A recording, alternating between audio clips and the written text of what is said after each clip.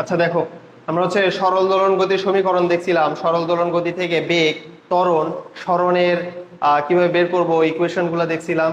তারপরে হচ্ছে তোমার যে কোনো সময় সরণ, যে কোনো সময় বেগ, টি সময় পর ত্বরণ কত হবে, এগুলো সবকিছু বের করছিলাম এবং হচ্ছে সেই সংক্রান্ত ম্যাথ গুলা দেখছিলাম। আজকে পুরো থিওরি ক্লাস হবে, অর্থাৎ আমরা দেখবো হচ্ছে সরল দোলন গতির ক্ষেত্রে শক্তির যে সম্পর্ক সেইগুলা দেখবো। সরল দোলন গতির ক্ষেত্রে শক্তি দেখো, সরল দোলন গতির ক্ষেত্রে শক্তি।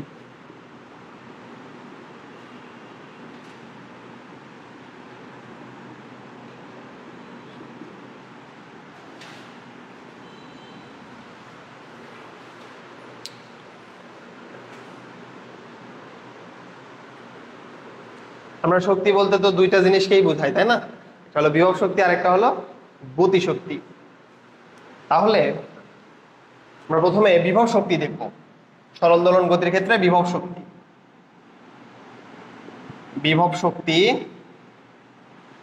এটাকে আমরা ইউ বা ভি যেটা দ্বারাই প্রকাশ করতে পারো, ইউ দ্বারা প্রকাশ করব।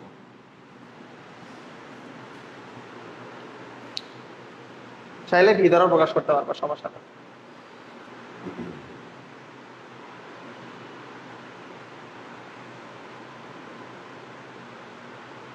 দেখো, ধরো এটা হলো একটা সরল দোলক, এটা হলো একটা সরল দোলক। তো সরল দোলকের এটা কি সাম্যাবস্থান না? এটা তো সাম্যাবস্থান, মানে এখানে এক্স এর মান কত? 0। এখানে হলো এক্স হচ্ছে 0, কারণ সাম্যাবস্থায় কত? সরণ কত? 0 না? তুমি করলা কি, সরল দোলকটাকে এক পাশে টেনে ছেড়ে দিলা, এক পাশে টানছো, সেটা কত পরিমাণ? ধরো এক্স পরিমাণ। সরল দোলকটাকে তুমি এক্স পরিমাণ টেনে ছেড়ে দিছো, সরল দোলকটাকে তুমি এক্স পরিমাণ টেনে ছেড়ে দিছো। এখন দেখো, আমরা স্প্রিং, সরল দোলক এগুলোর ক্ষেত্রে, ধরো স্প্রিং এর ক্ষেত্রে চিন্তা করো বা সরল দোলকের ক্ষেত্রে, যে ক্ষেত্রে চিন্তা করো একই কথা। বিশেষ করে তুমি যদি স্প্রিং এর ক্ষেত্রে চিন্তা করো তাহলে সেটা সবচেয়ে ভালো হয়। এখানেও এটাকে এক্স দূরত্ব টেনে ছেড়ে দেওয়া যায়। আবার আমি যদি একটু স্প্রিং এর কথা চিন্তা করি, দেখো স্প্রিংও কি একটা সরল দোলন গতির উদাহরণ না? সরল দোলন গতির উদাহরণ। তাহলে স্প্রিং এর ক্ষেত্রে যদি আমি চিন্তা করি, ধরো এটা হলো স্প্রিং এর সাম্যাবস্থান, এটা হলো স্প্রিং এর সাম্যাবস্থান। তো তুমি করলা কি, এই স্প্রিংটাকে সাম্যাবস্থান থেকে এক্স মিটার টেনে ছেড়ে দিছো, সাম্যাবস্থান থেকে এক্স মিটার টেনে ছেড়ে দিছো। এখন তুমি যদি সাম্যাবস্থান থেকে এটাকে এক্স মিটার সরাও, তাহলে বল কোন দিকে কাজ করবে? তুমি ধরো সরণ হচ্ছে এইদিকে ঘটাইলে, তাহলে বল কোন দিকে কাজ করবে? বাম দিকে না? বলছিলাম যে সরণ হচ্ছে বলের সমানুপাতিক এবং বিপরীতমুখী সরল দোলন গতির ক্ষেত্রে, তাই না? তাহলে আমাদের বলটা কাজ করবে, এফ রিস্টোরিং কাজ করবে এইদিকে, সেটা কত? মাইনাস কে এক্স না? এফ সমান সমান মাইনাস কে এক্স বলছিলাম, তাহলে সেটা হবে মাইনাস কে এক্স পরিমাণ। আচ্ছা, তাহলে আমাদের বলটা, প্রত্যয়নী বল বা হচ্ছে আমাদের পুনরানয়ন বল কাজ করতেছে কোন দিকে? সাম্যাবস্থার দিকে, সেটা কত? মাইনাস কে এক্স। তাহলে আমরা যখন এই স্প্রিংটাকে সামনের দিকে যখন বল প্রয়োগ করে নিয়ে গেছি, তাহলে সামনের দিকে আমাদের প্রযুক্ত বল, আমাদের দ্বারা প্রযুক্ত বল, সেটা কত ছিল? জাস্ট কে এক্স না? কে এক্স, এফ সমান সমান কে এক্স ছিল, আমাদের দ্বারা প্রযুক্ত বল ছিল কে এক্স, যেখানে স্প্রিং দ্বারা প্রযুক্ত বল কত? মাইনাস কে এক্স, যেটাকে কি বলা হচ্ছে? প্রত্যয়নী বল বা পুনরানয়ন বল। তাহলে আমরা বল প্রযুক্ত করছি কে এক্স পরিমাণ, ঠিক আছে। তাহলে বিভব শক্তি নির্ণয়ের ক্ষেত্রে আমাদের ইউ সমান সমান, তোমাদের যেহেতু ইন্টিগ্রেশন করানো হয়নি এজন্য তোমাদের একটু বুঝতে অসুবিধা হবে, জাস্ট খালি মনে রাখো যে বল যেটা আছে, আমাদের স্প্রিং বল যেগুলো আছে বা হচ্ছে স্প্রিং বলের ক্ষেত্রে আমরা যে বলটা প্রযুক্ত করি সেটা হচ্ছে পরিবর্তনশীল বল। কাজ ক্ষমতা শক্তি অধ্যায়ে তোমাদের হচ্ছে আমি এটা পড়াইছিলাম, বুঝছো? পরিবর্তনশীল বলের ক্ষেত্রে আমরা ডিরেক্টলি হচ্ছে কাজের ইকুয়েশন বের করতে পারি না, বুঝছো? পরিবর্তনশীল বলের ক্ষেত্রে আমরা ডিরেক্টলি কাজের ইকুয়েশন বের করতে পারি না, সেটাকে আমাদের ইন্টিগ্রেশন করে বের করতে হয়, বুঝছো? কারণ এটা বারবার কি হচ্ছে, পরিবর্তন হচ্ছে। এফ এর কোনো কনস্ট্যান্ট ভ্যালু নাই, মানে এফ ধরো 5 নিউটন এরকম না, দেখা যাচ্ছে যে সেকেন্ডে সেকেন্ডে এফ এর মান চেঞ্জ হচ্ছে, বুঝছো? এই জন্য আমাদের করতে হয়, আমাদের যেটা হেল্প করবে সেটা হচ্ছে ইন্টিগ্রেশন। তো দেখো এখানে আমাদের আমরা সরণ ঘটাচ্ছি হচ্ছে x সমান সমান 0 থেকে x সমান সমান x মিটার পর্যন্ত। তাহলে ইন্টিগ্রেশনটা করতে হয় আমাদের 0 থেকে x এর মধ্যে, 0 থেকে x এর মধ্যে। তাহলে বিভব শক্তি হচ্ছে f dx। কারণ কি বিভব শক্তি মানে এখানে বিভব শক্তি আসলে কি কিভাবে জমা হচ্ছে, আমরা যে এই বল প্রযুক্ত করে যে পরিমাণ কাজটা করতেছি এই কাজটাই তো হচ্ছে তোমার বিভব শক্তি হিসেবে জমা থাকতেছে না। তাহলে আমরা কাজের কি জানতাম, কাজ সমান সমান বল গুণ সরণ, এটা জানতাম না। তো এখানে বলটা হচ্ছে এফ, আর আমরা ইন্টিগ্রেশন করার সময় সরণটাকে খুব অতি ক্ষুদ্র সরণ ধরে নেই ডিএক্স পরিমাণ, বুঝছো? আচ্ছা এখন দেখো 0 থেকে x পর্যন্ত f সমান সমান আমরা কি লিখতে পারি, kx না, kx। তোমাদের ইন্টিগ্রেশন বুঝতে অসুবিধা হতে পারে, জাস্ট তুলে রাখো, এটা একটু তুলে রাখো। যখন দেখবা যে ম্যাথের ইন্টিগ্রেশন শেষ হয়ে গেছে তখন এগুলো তোমাদের কাছে পানি মনে হয়। 0 থেকে x এর মধ্যে এটা হলো kx। এখন k হচ্ছে ধ্রুবক, এটা বের হয়ে চলে আসলো।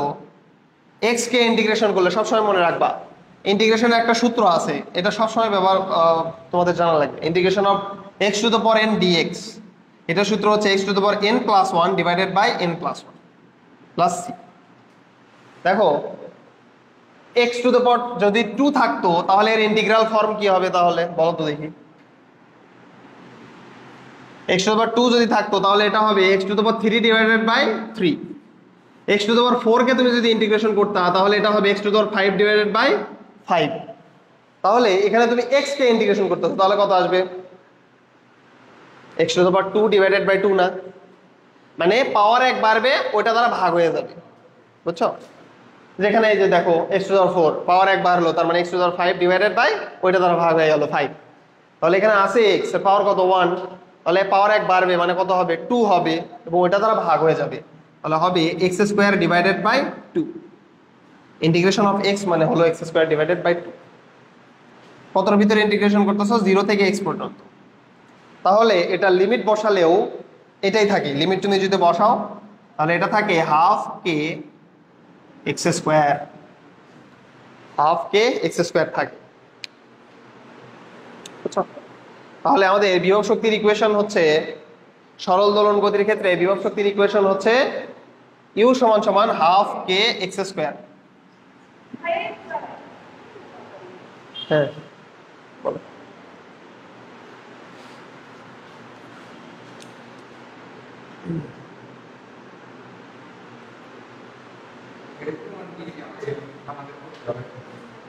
প্রমাণ করতে হবে না। তাহলে ইউ সমান সমান হচ্ছে হাফ কে এক্স স্কয়ার, তো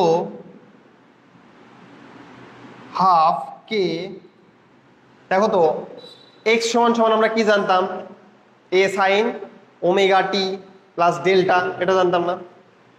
তাহলে এক্স স্কয়ার মানে ওগুলো কি স্কয়ার হয়ে যাবে না, তাহলে এটা হয়ে যাবে এ square sine square omega t plus delta.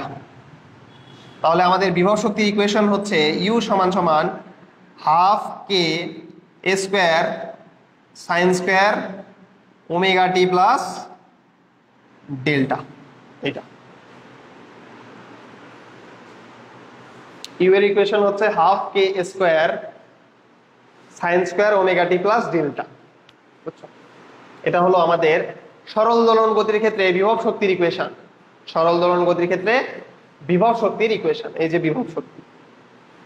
আচ্ছা, সরল দোলন গতির ক্ষেত্রে বিভব শক্তির ইকুয়েশন।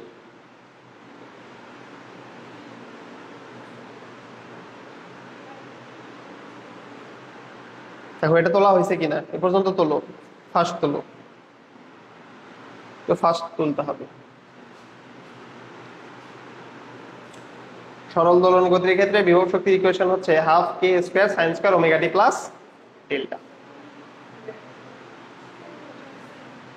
এখন দেখো বিভব শক্তি বনাম সময় যদি লেখচিত্র অঙ্কন করা হয়, তোমাকে যদি বলা হয় বিভব শক্তি বনাম সময় লেখচিত্র অঙ্কন করো, তাহলে সেটা কেমন হবে? দেখো বিভব শক্তি বনাম সময়,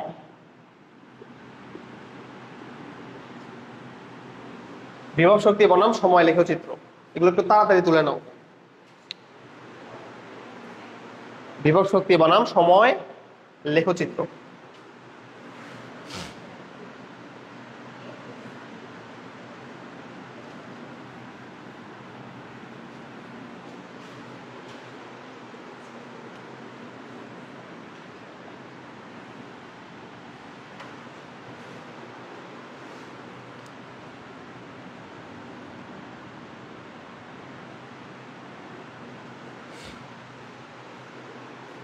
দেখো এখানে সর্বোচ্চ বিভব শক্তি কত হওয়া সম্ভব, যদি এই সাইন এই পুরাটার মান, আচ্ছা সাইনের সর্বোচ্চ মান কত? 1 না? তাহলে এই পুরাটা মিলে আমাদের যদি 1 হয়ে যায় তাহলে সর্বোচ্চ মান সম্ভব না? তাহলে সর্বোচ্চ মান কত সম্ভব? হাফ কে স্কোয়ার না? Half k square. তাহলে বিভব শক্তির এটাও লেখো, এইদিকে হচ্ছে বিভব শক্তি আর এইদিকে হলো আমাদের সময়। তাহলে বিভব শক্তি সর্বোচ্চ সম্ভব হচ্ছে হাফ কে স্কোয়ার। বিভব শক্তি সর্বোচ্চ সম্ভব হচ্ছে হাফ কে স্কোয়ার। এবং সর্বনিম্ন সম্ভব কখন? এটা থাকবে না, কারণ মাইনাস কখনোই সম্ভব না। সর্বনিম্ন কত সম্ভব দেখি বলো তো, সর্বনিম্ন কত সম্ভব? যদি 0 হয়ে যায়। কারণ তুমি নিজেই বুঝতেছো, তুমি সর্বনিম্ন মান যদি -1 বসাও তার উপরে স্কোয়ার করে কিন্তু আবার প্লাসই হয়ে যাবে, তাই না? সর্বোচ্চ মান তার মানে হাফ কে স্কোয়ারই হবে, কখনো মাইনাস হাফ কে স্কোয়ার সম্ভব না, কারণ এখানে সাইনের উপরে কি আছে? স্কোয়ার আছে। সম্ভব হচ্ছে 0 সর্বনিম্ন মান, তার মানে সর্বোচ্চ বিভব শক্তি হচ্ছে হাফ কে স্কোয়ার আর সর্বনিম্ন হচ্ছে 0। এখন যদি তুমি সাম্য অবস্থা থেকে দোলন শুরু করো, সাম্য অবস্থা থেকে যদি দোলন শুরু করো তাহলে কি হয়? ল্যামডার মান 0 হয় না? সরি, ডেলের মান 0 হয়ে যায় না? ডেলের মান 0 হয়ে যায়। তাহলে এই ডেলটাকে যদি আমরা 0 ধরি তখন আমাদের বিভব শক্তি বনাম সময়ের লেখচিত্রগুলো কেমন হবে? ধরো এটা T/4, এটা নিব হচ্ছে আমরা T/2, তারপরে হলো 3T/4, তারপরে হলো T, 3T/4 তারপরে T। লেখচিত্রটা কেমন হবে?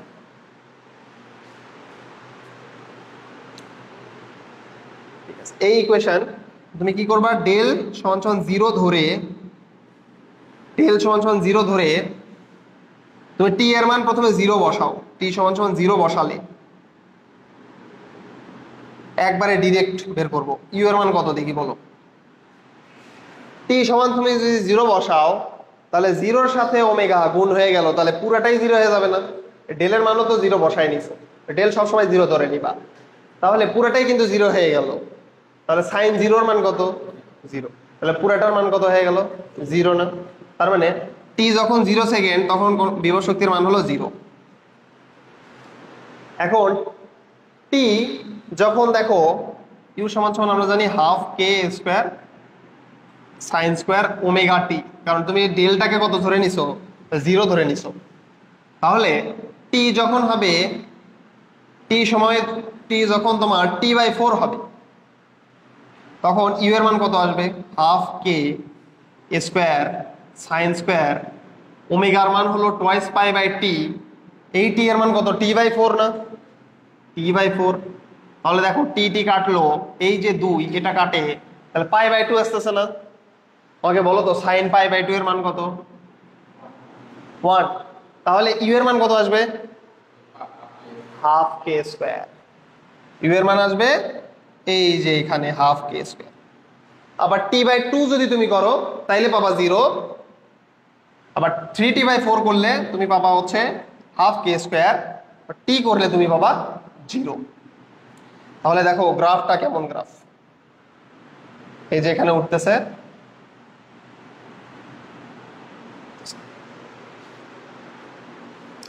গ্রাফটা হবে এইরকম গ্রাফ। এটা আচ্ছা, টি সমান যখন t/4,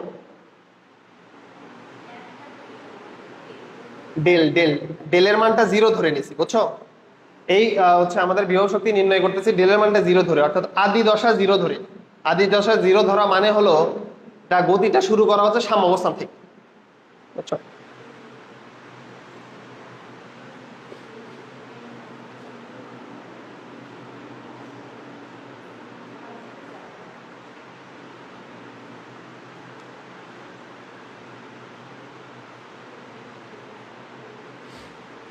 তাহলে দেখো তো আমাদের বিভব শক্তি বনাম সময়ের লেখচিত্র কেমন হইলো, এরকম। ঠিক আছে, হ্যাঁ সাম্যাবস্থা। অনেক সময় ঘ নাম্বারে আসতে পারে যে বিভব শক্তি বনাম সময় লেখচিত্র আঁকাও, তখন তুমি ডেল সমান সমান 0 ধরে এভাবে প্রমাণ করি। আচ্ছা, এখন লেখো বিভব শক্তি তো গেল, এখন আসতেছে গতি শক্তি। গতি শক্তি,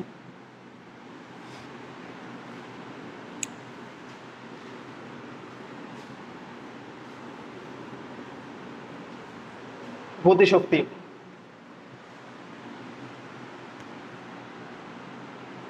যে কোনো সময়ে সরল দোলন গতিসম্পন্ন কণার গতিশক্তির সমীকরণ হলো, তোমরা গতিশক্তির সমীকরণ যেটা জানো সেটাই, হাফ এম ভি স্কয়ার।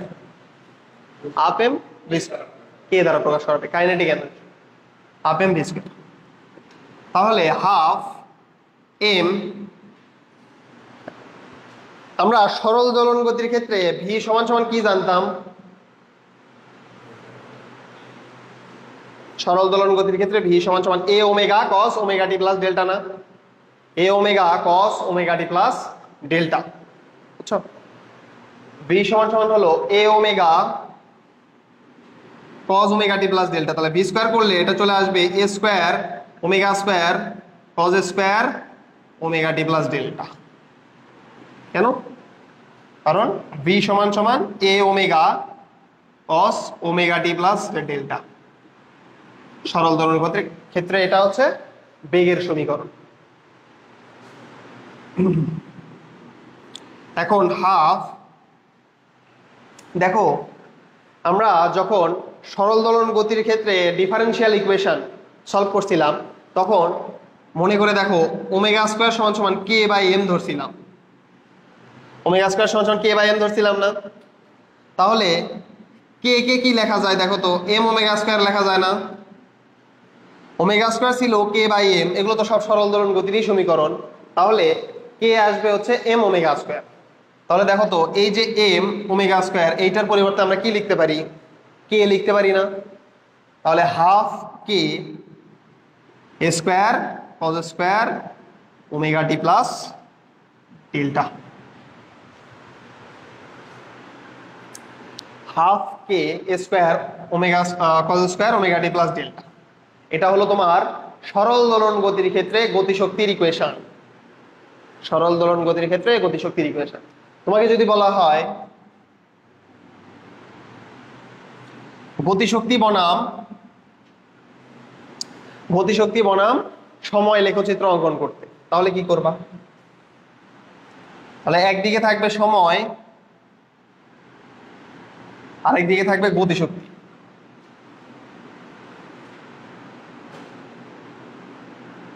একদিকে সময় আর আরেকদিকে হলো গতিশক্তি। আচ্ছা, এখন দেখো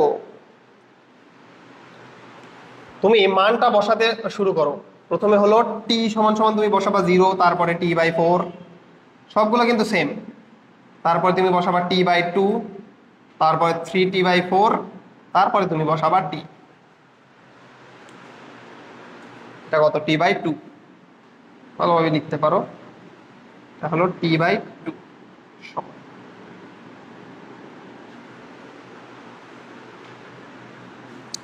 t/2। তাহলে দেখো তো তুমি যদি এখানে 0 বসাও, ডেলটা আমরা 0 ধরে নেব, ডেলটা দুই ক্ষেত্রেই 0 ধরে নেব, মানে সাম্য অবস্থান থেকে শুরু। তাহলে তুমি যদি টি এর মান 0 ধরে নাও, তাহলে কত আসতেছে? cos 0 এর মান কত? 1। তাহলে কি আসতেছে? হাফ কে স্কয়ার আসতেছে না? সর্বোচ্চ গতিশক্তি তো হাফ কে স্কোয়ারই হবে, এটা তো আমরা সবাই বুঝতেছি। কারণ দেখো কজের সর্বোচ্চ মান কত, 1 না, 1, তাহলে 1 বসালে আসে হাফ কে স্কোয়ার। কারণ তুমি টি এর মান যখন তুমি 0 বসাবা, টি এর মান তুমি যখন 0 বসাবা,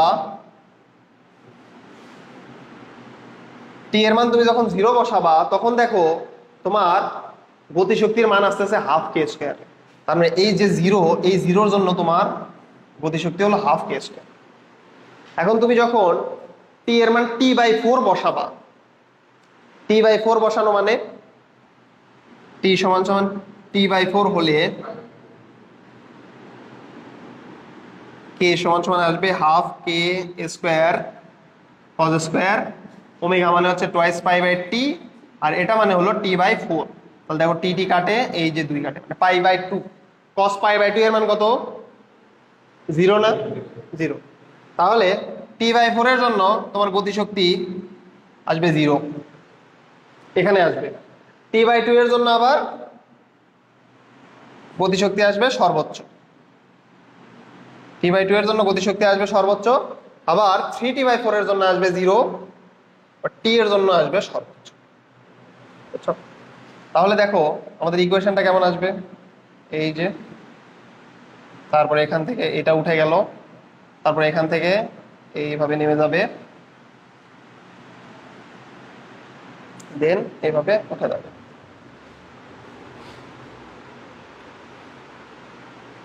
বুঝছো?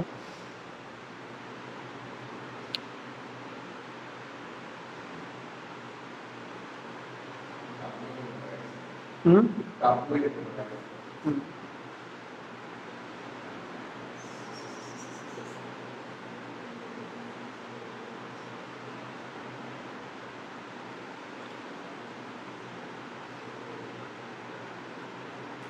দেখো বুঝছো কিনা এটা, এটার জন্য হচ্ছে হাফ কে স্কোয়ার 0 সেকেন্ডের জন্য t/4 এর জন্য আসতেছে কত, 0, তারপর t/2 এর জন্য সর্বোচ্চ, আবার 3t/4 এর জন্য 0, আবার টি এর জন্য সর্বোচ্চ। বুঝছো?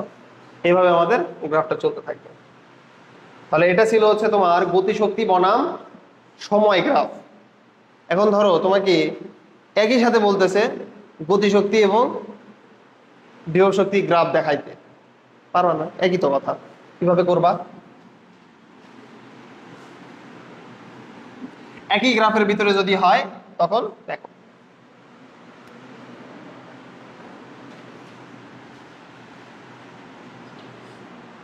এখানে হাফ কে স্কোয়ার ধরে নাও, হাফ কে স্কোয়ার, এটা হলো t/4, এটা হলো t/2, এটা হলো 3t/4, এটা হলো t। এটা হলো সময় বনাম বিভব শক্তি গতিশক্তি গ্রাফ, অর্থাৎ একই সাথে একই গ্রাফের ভিতরে বিভব শক্তিরও থাকবে, আবার গতিশক্তিরও থাকবে।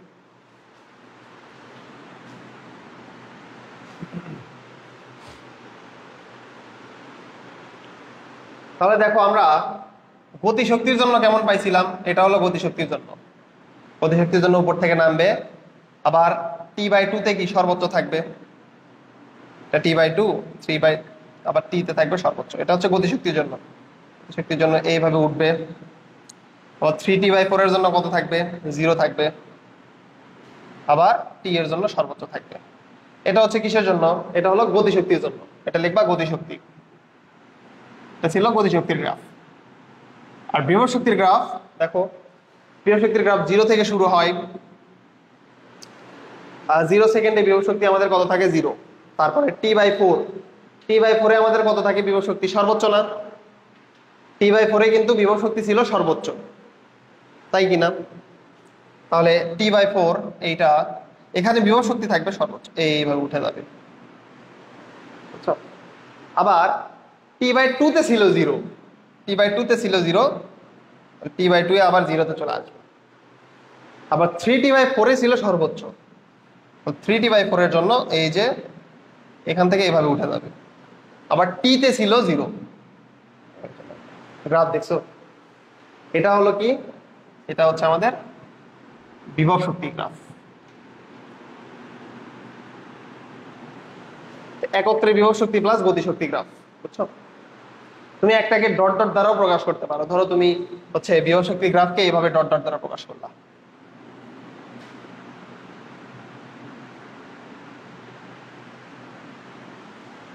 এটাই তো, তাই না? এটাকে তুমি ডট ডট দ্বারা প্রকাশ করলে এভাবে।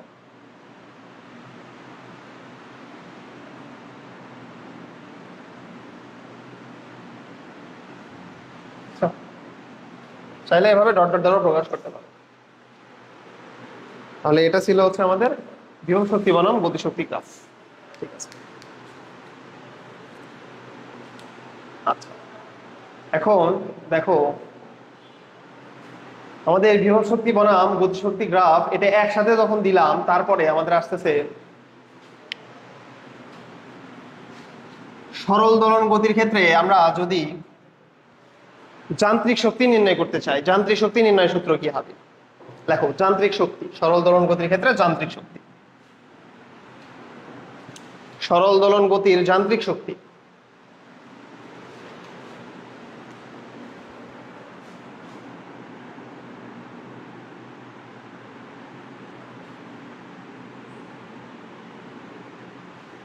সরল দোলন গতির যান্ত্রিক শক্তি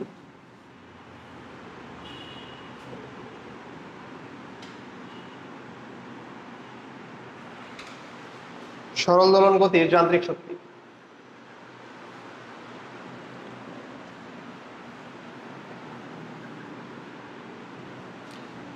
যান্ত্রিক শক্তি মানে হলো বিভব শক্তি প্লাস গতিশক্তি না? যান্ত্রিক শক্তি মানে হচ্ছে বিভব শক্তি প্লাস গতিশক্তি। তাহলে যান্ত্রিক শক্তি ই দ্বারা প্রকাশ করা হয়, ই এনার্জি, ই দ্বারা প্রকাশ করা হয়। এনার্জি সমান সমান কি হবে? কে প্লাস ইউ না? কাইনেটিক এনার্জি প্লাস ইউ, এটা হচ্ছে কি? পটেনশিয়াল এনার্জি, বিভব শক্তি। আচ্ছা, তাহলে ই সমান সমান আমাদের কাইনেটিক এনার্জি, কাইনেটিক এনার্জি এর ইকুয়েশন কত ছিল? Half k square cos square, cos square omega t plus delta ছিল না? দেখো তো। আবার আমাদের ইউ বিভব শক্তির সমীকরণ কি ছিল? Half k square sine square omega t plus delta. তাহলে তুমি হাফ কে স্কোয়ার কমন নাও, হাফ কে স্কোয়ার তুমি যদি কমন নাও তাহলে দেখো কি আসে? Sine square omega t plus delta plus cos square omega t plus delta. এটার মান কত? Sine square omega t plus delta plus cos square omega t plus ডেল্টার মান কত? 1 না? তাহলে ই সমান সমান কত আসে দেখো তো? Half k square. ই সমান সমান আসে হচ্ছে আমাদের হাফ কে স্কোয়ার। অর্থাৎ সরল দোলন গতির ক্ষেত্রে বিভব শক্তি প্লাস গতিশক্তি এর যোগফল হবে অল টাইম হাফ কে স্কোয়ারের সমান।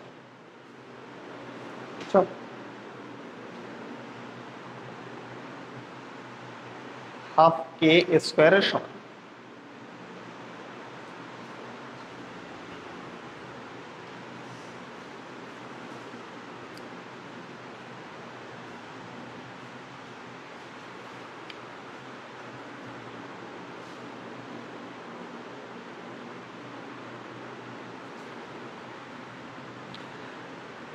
এখন এটা হলো, লেখো সরণ বনাম, সরণ বনাম বিভব শক্তি গতিশক্তি, সরণ বনাম বিভব শক্তি গতিশক্তি, সরণ বনাম বিভব শক্তি গতিশক্তি গ্রাফ দেখলেই আমাদের এটা শেষ। সরণ বনাম বিভব শক্তি গতিশক্তি,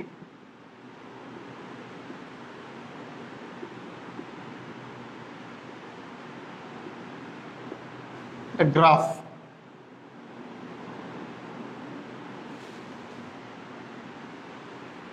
সরণ বনাম বিভব শক্তি গতিশক্তি গ্রাফ। আচ্ছা,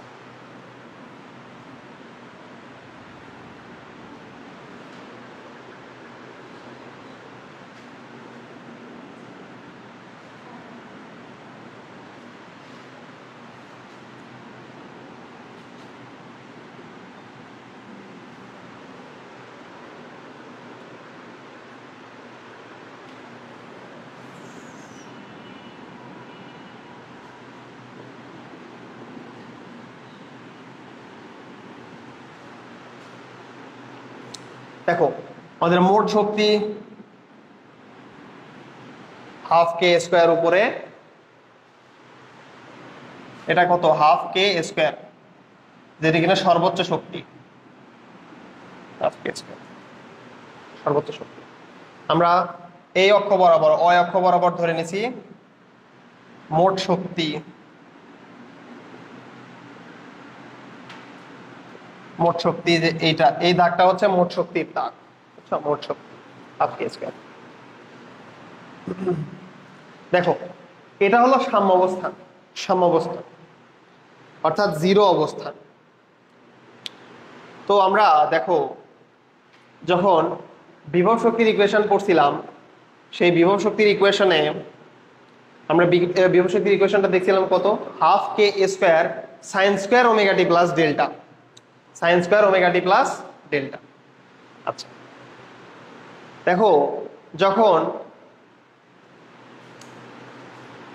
আমাদের এক্স এর মান, প্রথমেই কিন্তু আমরা দেখো ইকুয়েশনটা আমাদের ইউ সমান সমান কি আসছিল, হাফ কে এক্স স্কয়ার এরকম ছিল না ইকুয়েশন, তারপর এক্স এর জায়গায় আমরা মানটা বসিয়ে দিছি। এই এক্স বলতে আমরা কি বুঝাই, সাম্যাবস্থা থেকে সরণ না, এক্স বলতে বুঝাই আমরা সাম্যাবস্থা থেকে সরণ। আচ্ছা সাম্যাবস্থা থেকে সরণ যদি এ হয় তাহলে কি তুমি সর্বোচ্চ পরিমাণ বিভব শক্তি পাবা না? সাম্যাবস্থা থেকে সরণ যদি এ হয়, এক্স এর মান যদি এ হয় তাহলে এটা সর্বোচ্চ হবে না? তাহলেই তো এটা সর্বোচ্চ হবে। তাহলে দেখো যদি আমরা বিভব শক্তির জন্য ইকুয়েশন করতে চাই তাহলে আমাদের এ এর মান যখন বেশি হবে তখন আমরা কতটুকু পাবো, সবচেয়ে বেশি হচ্ছে বিভব শক্তি পাবো না, তখন সবচেয়ে বেশি বিভব শক্তি পাবো। আচ্ছা আর যখন এক্স এর মান যখন জিরো হয়ে যাবে তখন বিভব শক্তির মান কত পাবো, জিরো পাবো না, জিরো পাবো। তাহলে আমাদের দেখো আচ্ছা যখন এক্স এর মান যখন তুমি মাইনাস এ বসাবা তখনও তুমি বিভব শক্তি কত পাবা, সর্বোচ্চই পাবা না, হাফ কে স্কয়ার। তাহলে দেখো গ্রাফটা আসবে বিভব শক্তির জন্য, গ্রাফটা আসবে এরকম। দেখো যখন তুমি জিরো অবস্থান তখন তুমি বিভব শক্তি কত ছিল, জিরো না, এই যে জিরো, বুঝছো, এটা হলো জিরো। আর যখন এই যে দেখো মাইনাস এ তখন তুমি কতটুকু পাইছো, সবচেয়ে বেশি পাইছো না, সবচেয়ে বেশি বিভব শক্তি পাইছো, হাফ কে স্কয়ার। আবার যখন এ ছিল তখন তুমি সবচেয়ে বেশি বিভব শক্তি পাইছো, হাফ কে স্কয়ার। এখন তুমি গতিশক্তির ক্ষেত্রে চিন্তা করো, গতিশক্তি হাফ কে সমান সমান হাফ এম ভি স্কয়ার। বিস্তার অবস্থানে আমাদের সরল দোলন গতি সম্পন্ন কণার বেগ কত হয় বিস্তার অবস্থানে? শূন্য হয় না? বিস্তার অবস্থানে শূন্য হয় না গতিশক্তি, কারণ এই যে আমরা পড়ছিলাম ওমেগা ভি সমান সমান omega root over a square minus x square. তাহলে যদি তোমার হচ্ছে সরণ যদি এর সমান হয় তাহলে ভি সমান সমান জিরো হয়ে যায় না? তাহলে ভি সমান সমান যদি জিরো হয়ে যায় তাহলে গতিশক্তি কত হয়ে যাবে, জিরো। তাহলে বিস্তার অবস্থানে আমাদের গতিশক্তি হয়ে যায় জিরো, সাম্য অবস্থানে কি হয়, সবচেয়ে বেশি না? সাম্য অবস্থানে কিন্তু সবচেয়ে বেশি হয়ে যায়। তাহলে বিস্তার অবস্থানে আমাদের বিভব শক্তি হয়ে যাবে জিরো, সরি গতিশক্তি হয়ে যাবে জিরো, এবং সাম্য অবস্থানে হচ্ছে সর্বোচ্চ। এই যে দেখো আমাদের সাম্য অবস্থানে গতিশক্তি হচ্ছে হাফ কে স্কয়ারের সমান। এটা হলো তার মানে আমাদের কিসের সমীকরণ, এটা হচ্ছে কিসের গ্রাফ, এটা ছিল বিভব শক্তি এবং এটা হলো গতিশক্তি, বিভব শক্তি এবং এটা হলো গতিশক্তির গ্রাফ, বুঝছো? যেখানে এক্স অক্ষ বরাবর আমরা কি বসাই, প্লট করছি সরণ, আর ওই অক্ষ বরাবর সর্বোচ্চ মোট শক্তির সর্বোচ্চ মান যেটা বসাইছে হাফ কে স্কয়ার এবং সর্বনিম্ন হচ্ছে জিরো। এর ভিতরেই তো বিভব শক্তি গতিশক্তি থাকে, তাই না? তাহলে এটা ছিল হচ্ছে আমাদের সরণ বনাম বিভব শক্তি গতিশক্তি গ্রাফ।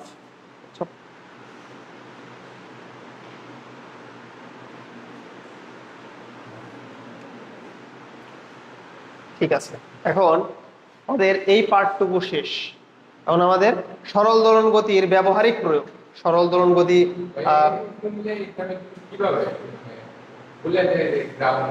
আমি তো বলি, এই যে আমি যখন করাইছিলাম একটা গ্রাফের একটা অঙ্ক ছিল, দেখছো আমি যেগুলো অঙ্ক করাইছি তার ভিতরে গ্রাফের অঙ্ক ছিল না? গ্রাফের অঙ্ক কিন্তু ছিল।